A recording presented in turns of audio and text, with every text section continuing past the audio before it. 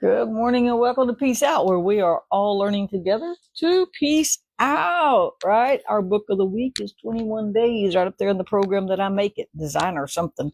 I don't know. It's a good program though. It's where I've done all my books. I've make the ebook, the Kindle book, and the print, and you can get that one in all of those any of those formats, or all. You can buy all of them if you want. You could get it through Buy Me a Coffee .com/Jeannie Olinger. We can get ebook, we can get Kindle or a print version on Amazon. And I thought I had one here close. I don't know where I put it. I know I had it. I just don't know where I put it because I rearranged everything 2 or 3 times this morning, making sure I had my mic that was actually working and things like that. So anyway, I hope you're having a good morning. I hope it's going a little smoother than mine. I do not like the cold weather, by the way. Anyway, so this morning I was reading in Mark. And I was reading a very familiar scripture, and something about it kind of hit me. That's why I say this is my plug for reading the Bible, because when you come back to you may find some things that you didn't see last time. It doesn't mean the Bible changed while you were sleeping or while you were looking or thinking about something else. It just means that maybe your experience changed or your perspective changed or you had some life experiences that made you see something differently. But the word doesn't change. But I love that about the word.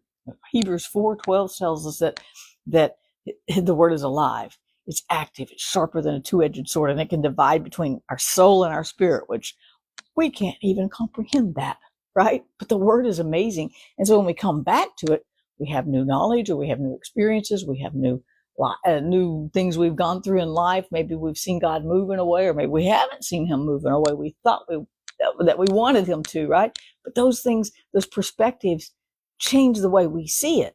His word doesn't change. And so as I was reading it this morning, I was like, why? Let's see what happens. So let's just dive in. How's that? I'm actually in Mark 2. Very familiar passage, right? Wait, is it 2? Nope, it's Mark 4. Mark 4.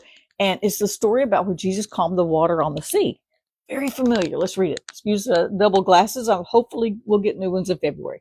Okay, as evening came, Jesus said to his disciples, we're Mark 4, he said to his disciples, let's cross to the other side of the lake. That should be their first clue. If Jesus said, let's do it, it's going to get done, right? There shouldn't have been any fear as far as the destination, and there shouldn't have been any questions as far as the destination. The problem is always that in between, what happens between here and there. And God doesn't tell us the stuff in between. Think about Joseph. He gave Joseph those dreams when he was a young man, right? He said, the dreams, basically, as they were interpreted, indicated that his whole family was going to bow down to him, that he was going to be some sort of ruler. But God didn't tell him about the in-between part. God didn't tell him your brothers are going to betray you, put you in a pit, sell you into slavery. You're going to be a slave for years, and then you're going to be falsely accused of something, and you're going to sit in a prison cell and think you're going to rot. But here's what's going to happen. He didn't tell him all that. He just said, here's where you're going. But he didn't fill in all those spots of in between, right? That's true for all of us. We know we can have peace, but we don't always fill in those spots in between, right? It's the in between spots that get us. But Jesus says, let's go to the other side.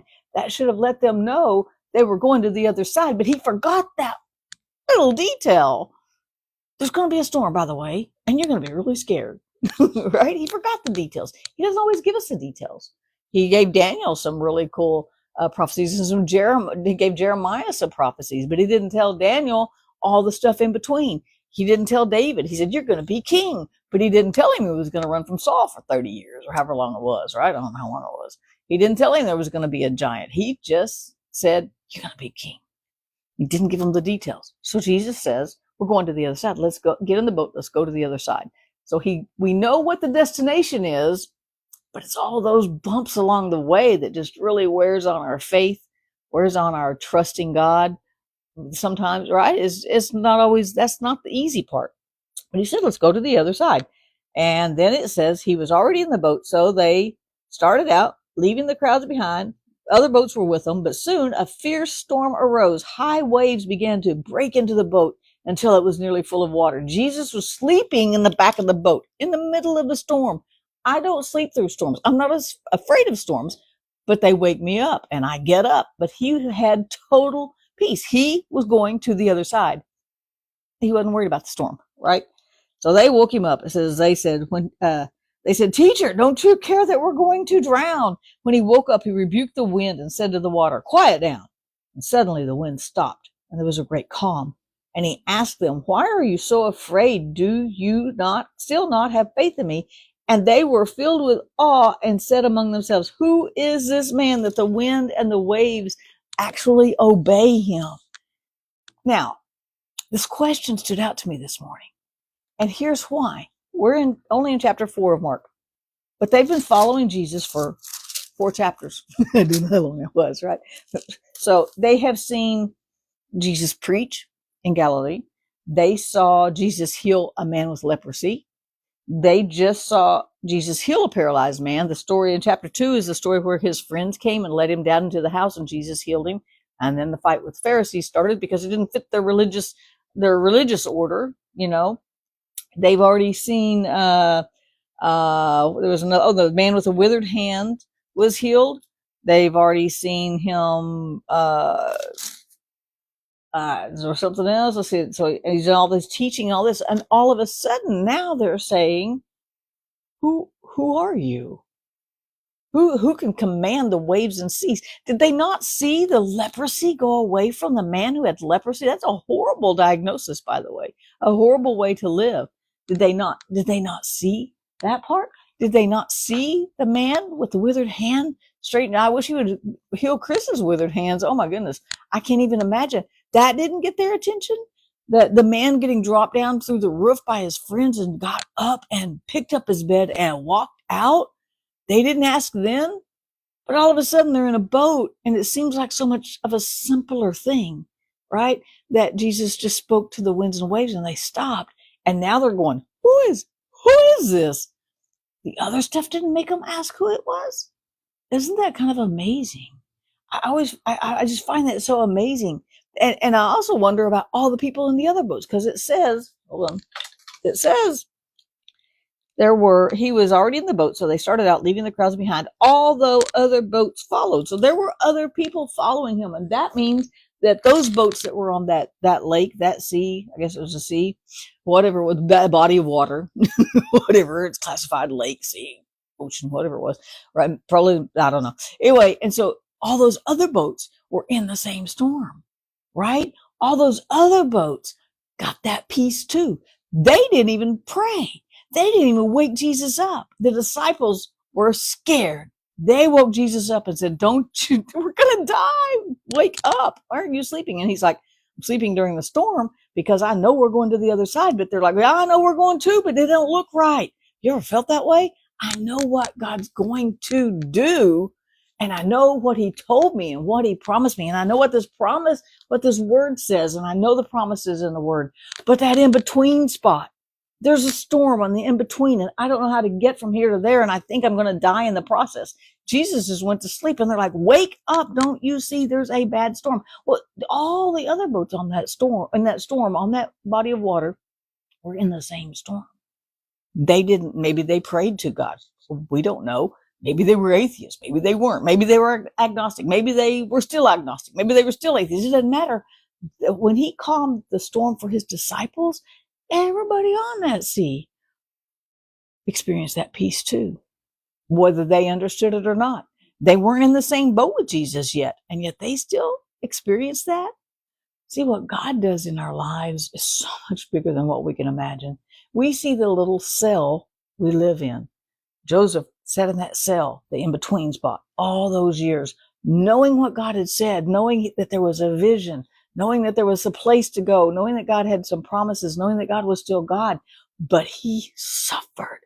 That's the part that gets us when we hurt, when we don't understand what's going on, when we can't put the puzzle pieces together and get a complete picture because it still looks like a bunch of mush and our life looks all messed up. It's okay. The puzzle's going to come together. The pieces are going to come together. Jesus is going to wake up at some point and say, peace, be still. And then we'll go, oh, he made peace in my life. Now it's different. Then we can look back. I'm sure, even Joseph, in the end, he told his brothers, he said, what you meant for evil and what caused him a lot of great pain. He didn't say that. He just said, what you meant for evil, God used for good. But he can say that looking back. He couldn't say that in the prison cell. He couldn't say that while he was being falsely accused. He couldn't say that while he was working off those slave years, right? He didn't say it then, but at the end, when he looked back, who is this? God was with me. It's easier to look back and say, God is with me, than to be in the middle of the storm and go, do you even care we're going to die here? Are you even aware there's a storm going on around us? Are you even aware we are really scared? Are you even aware? God, but I will tell you this. God knows exactly where you are. He knows exactly what you're thinking. He knows exactly where you're going, and he's not going to change his mind. But he may not tell you about that in-between spot, but he will calm the storm in your life. And when you experience that peace, when it's your peace, because he gave it to you, you got it, you woke him up, you saw it in your own life, then you'll go, whoa, who is this? You may miss the leper that gets healed. You may miss that man with the withered hand who gets healed. You may miss the intense teaching in the synagogue to the religious leaders and the people who were in the synagogue. You may miss the man getting up off the mat and walking out. But when it's your storm he calms, you ain't going to miss that. Keep trusting him. Keep peacing out. The storm, he will calm the storm, and you'll be able to go, who is this? He calmed my storm. I'm glad he's fixing everybody else's, but I need this storm calm. We could trust him for it every single time. We can trust everything he says, even though we got to live the in-between spot, right? We got to live the in-between part. That's what makes it hard, but we can trust what he says every single time. That's why we can peace out. Peace out, you guys. Have a great day. I'll see you again tomorrow.